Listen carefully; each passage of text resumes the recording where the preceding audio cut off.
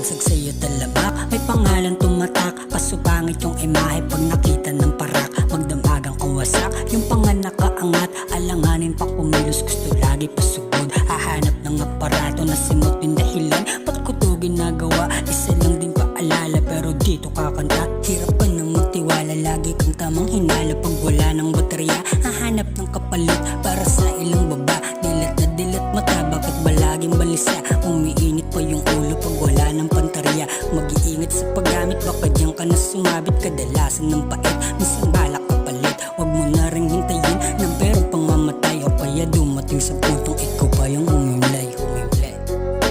Patayang 6 na tulak umano ng droga sa bypass operation sa Rodriguez, Rizal. Ayon sa pulisya, agad na marila mga suspect ng makatulog. Ang isa sa kanila na pulis ang kanyang katransaksyon. Kaya napilitang kumanti ang mga otoridad. Base po sa investigasyon, mga gun for hire deal ng mga napatay na suspect at sangkot sa iba pang krimen sa Rizal.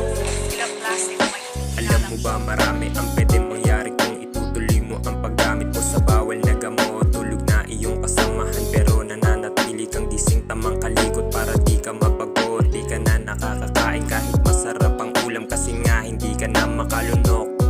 Kasi nga hindi ka na makalunok. Kasi nga hindi ka na makalunok. Para sa pamilya mo magbago ka, lumabang ka na patas. Hindi yun nakaposte ka lang lagi at walang tsinelas. Ano ganyang ka na lang yung anak ko, wala ng gatas dahil sa droga. Kaya lagi kayong minamalas, uuwi panlaseng o di kaya bangag.